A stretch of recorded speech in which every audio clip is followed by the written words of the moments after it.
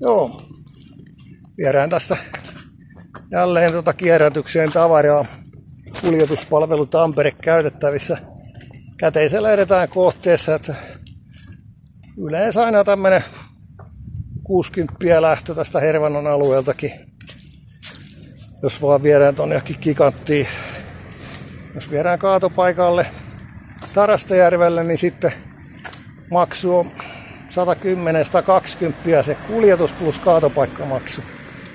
Että niin, riippuen vähän lastista hinta sen mukaan. Että ainahan näissä on porsaa reikiä tulkinnoissa, niin lopullinen hinta aina kun näkee mitä on kyse. Mutta käteisellä edetään kohteessa, eli kaatopaikkamaksukin kouraan saman tien.